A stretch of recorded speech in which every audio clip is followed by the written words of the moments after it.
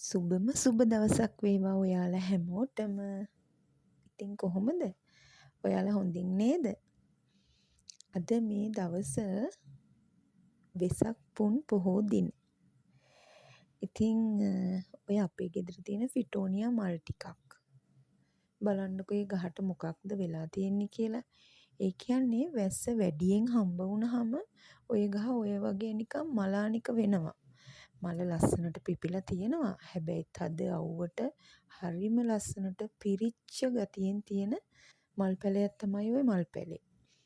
බලන්නකෝ මේ වටපිටාව හරිම ලස්සනයි. කියන්න තේරෙන්නේ නැහැ. තද අවුවක් තිබුණෙත් නැහැ.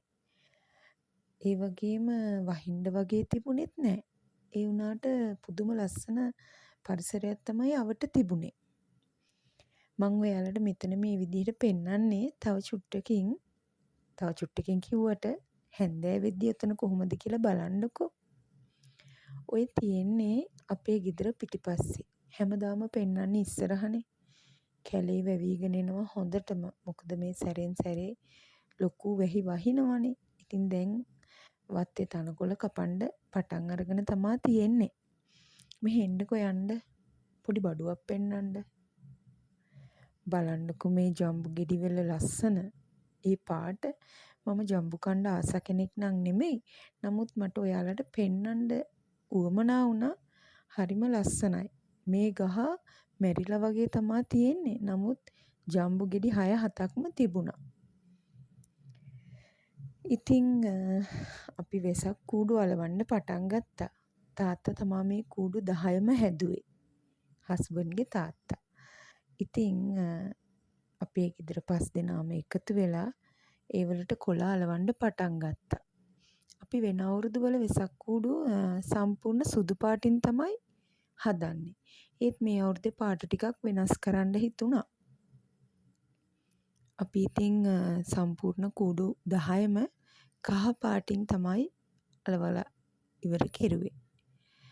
මේ වෙද්දි නම් කූඩු 5ක්ම අලවලා ඉවරයි. 5ක් නෙමෙයි 6ක්. තව කූඩු 4යි අලවන්න තිබුණේ. ඉතින් මගේ හස්බන්ඩ් කූඩු වලට රැලි ටික කපනවා. එයා ඉතින් ඕන වැඩකට අති දක්ෂයෙක්නේ.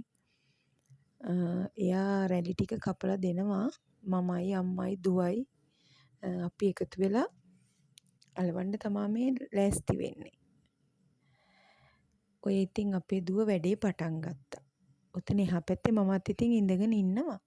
මාත් වැඩේ කරන ගමන් තමයි මේ වීඩියෝ එක අරගත්තේ. ඉතින් ලොකු සතුටක් දැනෙනවා ගෙදර හැමෝම මේ විදිහට එකතු වෙලා මේ වැඩේ කරද්දි. මේකේ අවසන් ප්‍රතිඵලය දකිද්දි ඊටත් වැඩිය සතුටුයි. ඔහොම බලාගෙන ඉන්නකෝ. ලස්සන දර්ශනයක් ඔයාලට බලා ගන්න පුළුවන් වෙයි.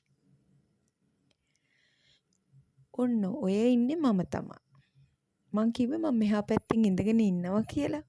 මාත් වැඩේ කරන ගමන් තමයි මේ පොඩ්ඩක් වීඩියෝ කරගත්තේ. ඔය වැඩේ කර ඉන්න අතරතුර අපි ගියා පන්සලට. මොකද පන්සලේ දවල් දානෙට අයිස්ක්‍රීම් බාර අරගෙන තිබුණා තාත්තා. ඉතින් මමයි දුවයි දෙන්න පන්සලට ගිහිල්ලා ඒ රාජකාරියත් ඉවර කරලා තමයි ආවේ.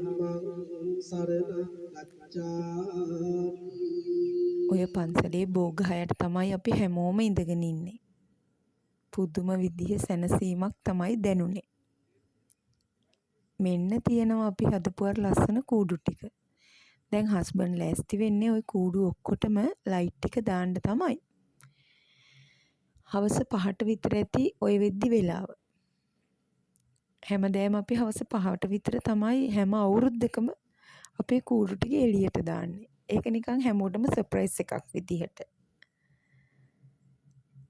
ඉතින් මෙන්න මේ විදිහට තමයි අපේ වෙසක් කූඩු වල අවසන් නිමාව. ලස්සනයි නේද? ලස්සනයිද කැතයිද කියලා කමෙන්ට් එකක් දාගෙන යමු පල්ලෙහෙන්. මං නම් හිතන්නේ කවුරුත් කැතයි කියයි කියලා. මමත් බලාගෙන ඉන්නේ හරිම ආසාවෙන්. අපි කූඩු ටික එල්ලලා පන්සල් ගිහිල්ලා එහෙම්මම ගියා නාත්තණ්ඩියේ ධම්මිස්සර ජාතික පාසල ඉදිරිපිට තියෙන වෙසක් කලාපය බලන්න.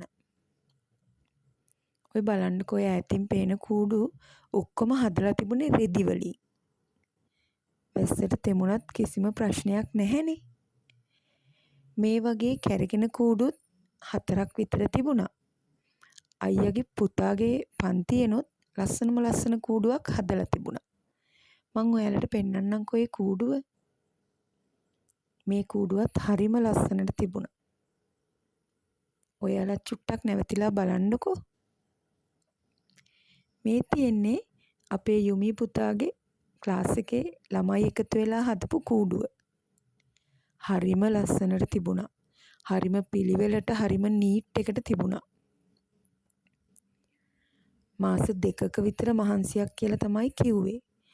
මට දැනගන්න ලැබුණ විදිහට මේ කූඩුවට තමයි ෆස්ට් ප්ලේස් හම්බෙලත් තිබ්බේ. රුපියල් ලක්ෂයක මුදලකුත් ලැබුණා කියලා තමයි මට ආරංචි වුණේ. ඕකත් පොඩ්ඩක් නැවතිලා බලන්නකෝ.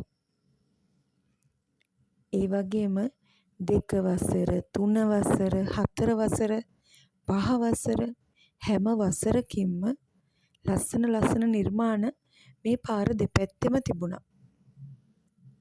දෙමව්පියෝ ඒවා මුර කරගෙනත් හිටියා. ඉතින් අපි චුට්ටක් ඉස්සරහට ඇවිදගෙන යද්දී මම මේ පන්සලේ නම කියන්න නම් දන්නේ නැහැ. මේ පන්සලේ ලස්සන පොඩි තොරණක් තිබුණා. ඒ වගේම බද්දන්සලකුත් තිබුණා. හැබැයි කිට්ටුවටවත් යන්න බෑ. මොකද ඒ තරම් ලොකු පෝලිමක් තමයි තිබුණේ. අපි ඉතින් පන්සල ඇතුළට ගිහිල්ලා තොරණ දිහා චුට්ටක් බලාගෙන ඉඳලා ආපහු එන්න පිටත් වුණා. ආපහු එන අතරෙත් ලස්සන තොරණක් අපිට බලා ගන්න පුළුවන් වුණා. හැබැයි අපිට දන්සලකට කියලා හම්බුනේ අයිස්ක්‍රීම් දන්සලක් විතරයි. ඉතින් අපි අයිස්ක්‍රීම් දන්සලත් වැන්දා.